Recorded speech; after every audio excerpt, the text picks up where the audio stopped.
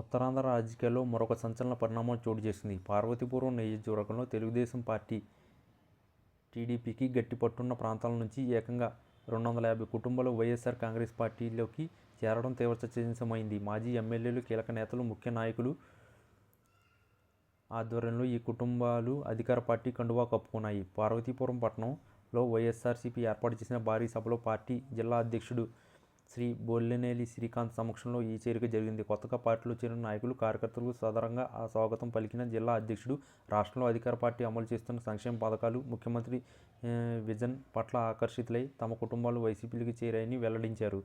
ప్రభుత్వం అందిస్తున్న నవరత్నాలు మరియు స్థానికంగా జరుగుతున్న అభివృద్ధి పనులే ఈ కుటుంబాలకు వైపు ఆకర్షించాయి. ఒకపై పార్వతీపురం నియోజకవర్గం వైఎస్ఆర్సీపీ విజయానికి వీరంతా సైనికుల్లా పనిచేయడం ఖాయం అని ఆయన ధీమా వ్యక్తం చేశారు.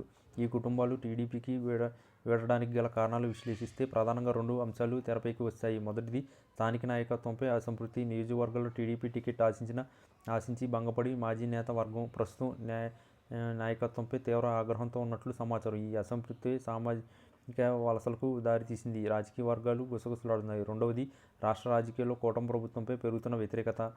కొన్ని వర్గాల ప్రజల్లో కూటమి ప్రభుత్వంపై వ్యతిరేకత పెరుగుతుంది. ముఖ్యంగా రైతు సమస్యలు, మొక్కజొన్న మద్దతు ధర లేకపోవడం వంటివి తాజా రాజకీయాల్లో ట్రెండ్ను చేర్చడం జరిగింది. పరిష్కారం కాకపోవడం పట్ల రైతులు ఆందోళన ఉన్నాయని, అందుకే ప్రత్యామ్నాయంగా వైఎస్ఆర్సీపీ వైపు చూస్తున్నాయని విమర్శలు వినిపిస్తున్నాయి. ఈ కుటుంబాల్లో ఎక్కువ మంది రైతులు, చేతి వృత్తుల వారు ఉన్నట్లు తెలుస్తుంది. రాష్ట్ర రాజకీయాల్లో అధికారం మరియు తర్వాత కూడా ఉత్తరాంధ్రలో అధికార కూటమికి ప్రతిపక్ష వైఎస్ఆర్సీపీకి మధ్య హోరాహోరీ పోరు కొనసాగుతుంది. పార్వతీపురం, చేగురుపల్లి వంటి ప్రాంతాల్లో ఇటీవల కాలంలో పార్టీలకు మారే పరంపర కొనసాగుతుంది. ముఖ్యంగా వైఎస్ఆర్సీపీ అధినేత జగన్మోహన్ రెడ్డి పర్యటనలు, అలాగే ప్రతిపక్ష నాయకుడి విమర్శలు స్థానిక రాజకీయాలపై ప్రభావం చూపుతున్నాయి. మరోవైపు వైఎస్ఆర్సీపీ నేతలు సైతం మృతి చెందిన విద్యార్థుల కుటుంబాలకు పరిహారం వంటి అంశాలపై ప్రభుత్వాన్ని